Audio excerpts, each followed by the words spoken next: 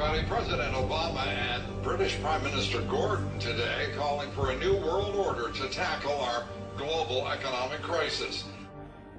It's been a long time coming, but tonight, because of what we did on this day, in this election, at this defining moment, change has come to America.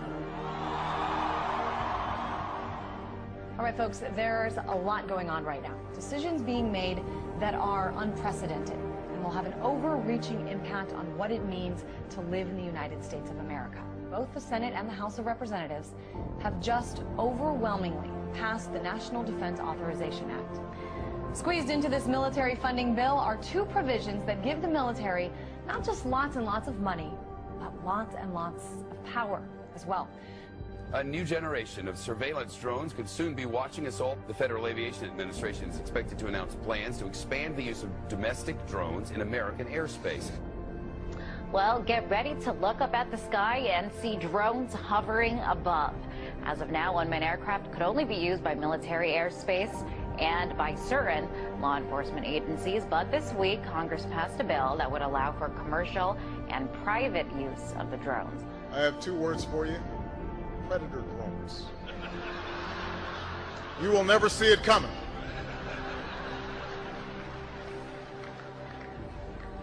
You think I'm joking? For shopping and dining over Thanksgiving and maybe watching some football games, big government Republicans and Democrats were busy shredding the last vestiges of the Constitution. Senators John McCain and Carl Levin want to enact a law that would declare the entire United States of America a battlefield for the military. They're talking about inserting the Army into domestic law enforcement. Senator Lindsey Graham, who supports this bill, says, quote, "The homeland is part of the battlefield, and people can be held without trial, whether an American citizen or not." The Department of Homeland Security buying ammunition, now looking to purchase another 21 million rounds of ammunition. This in addition, of course, to the 1.6 billion rounds that Homeland Security has bought in just the past 10 months. Now, to put all of this in perspective, the military used approximately 70 million rounds each year of the Iraq War. 70 million rounds in a war. If you look at what the Department of Homeland Security has been purchasing over the last year, it comes out to like 1.6 billion rounds of ammunition, more than 7,000 fully automatic assault weapons, 2,700 MRAP type vehicles, and now drones. Those are instruments of war. Department of Homeland Security's, who are they going to fight a war against? Something happened.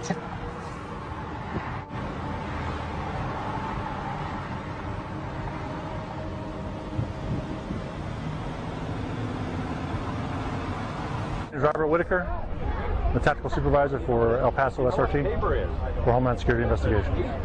Well, we have our big vehicle out here. It's an armored vehicle. It's an MRAP vehicle. It's mine resistant, ambush protected. That's what it stands for. This is what we use to deliver our team to high-risk warrant services. The affirmative task we have now is to actually create a new world order.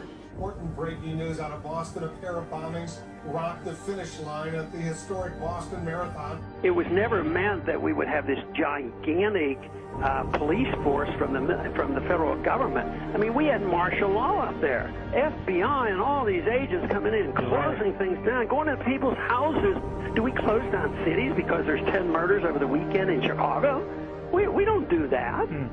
But here we close down a whole city, not even allowed to go to a baseball game. I mean, I think it's very, very scary when I look at some of those pictures. The military likes to perform war games, so that's why we're seeing military on the streets practicing. They are actually practicing. The tanks that we see on the streets and the National Guard patrolling neighborhoods and the practices that they're doing with our local police department, this is all in preparation for martial law, so that when they do actually lock down the country, they've got everything secured.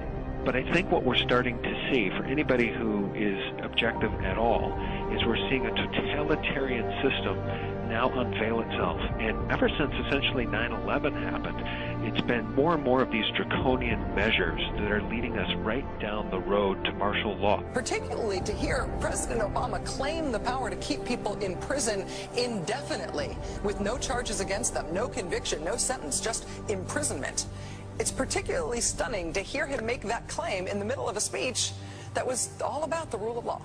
This last week, the U.S. Congress passed a bill which repeals Habeas Corpus, which means that we have now institutionalized and codified martial law. Right now, the battle against terrorism involves all of us. Everybody in this country is a potential terrorist.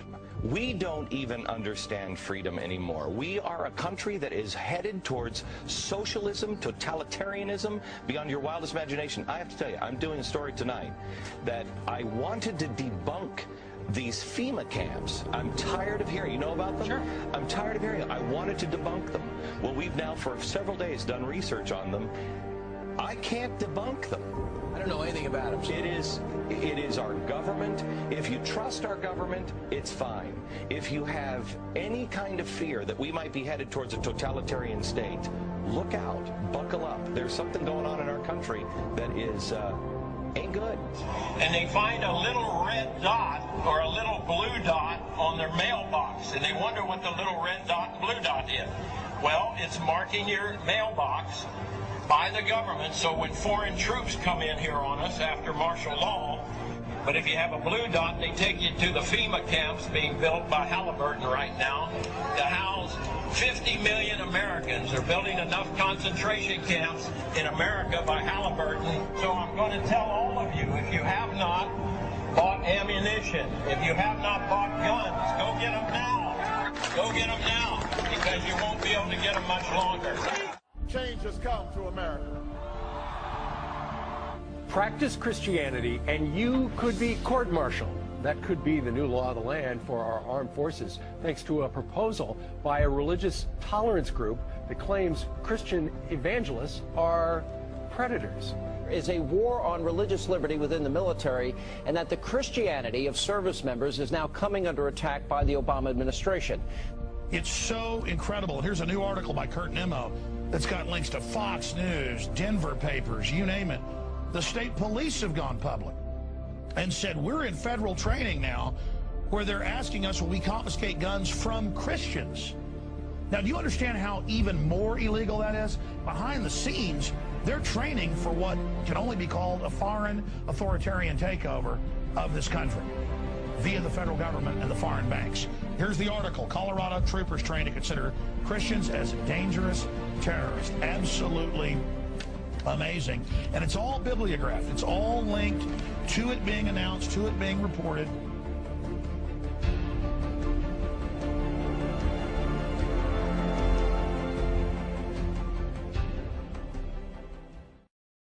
The company has now implanted 2 workers with microchips to monitor their movements, causing some to charge invasion of privacy. The company says it's merely a layer of security beyond key cards and clearance codes. I don't get one of those soon. Well, joining me now is Lance Ulanoff, editor-in-chief of PC Magazine. Lance, this sounds like some freaky science fiction book. Tell us what this is about. These 2 workers have microchips? Right. Well, this is very, very real, and these microchips are about the size of a grain of rice. They get injected into your skin.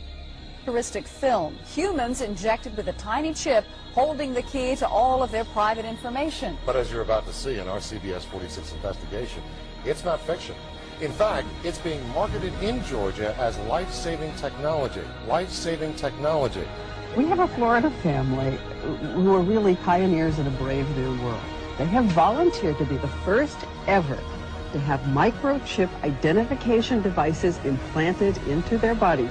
It is the first implantable microchip for humans that has multiple security, financial, and healthcare applications. One thing I would just suggest, I'm just an outside soon-to-be investor. I love this idea, by the way, Scott. I think the Northside Independent School District in San Antonio has put tracking chips in the ID badges for more than 4,000 high school students. Well, it looks and sounds like something out of the future, but a new palm scanning device will help Bossier Parish schools keep better track of what children are eating at. The electronic device will be implemented at all Bossier Parish schools. Now we're seeing a complete totalitarian takeover of the United States of America. And we've been talking about this for years now. This is the police state. This is the police state. This is what a total breakdown of our society looks like. But we're seeing all of this intensify. This is all intensifying around the Second Amendment. Should we be able to own guns or not? Let's take guns away from the people. These are very big, very hardcore issues.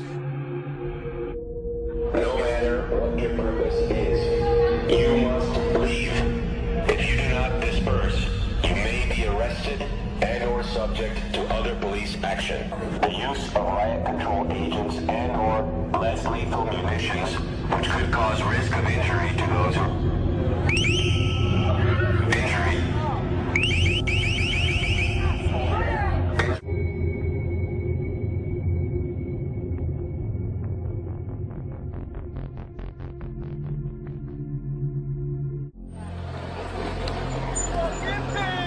Wall of police now moving in.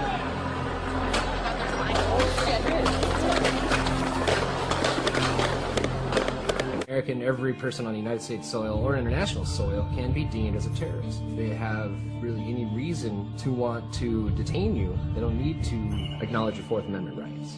It's what supported things like the Patriot Act and now the NDAA and the ever-encroaching police state. By order of the City of Pittsburgh Chief Police, I hereby declare this to be an unlawful assembly.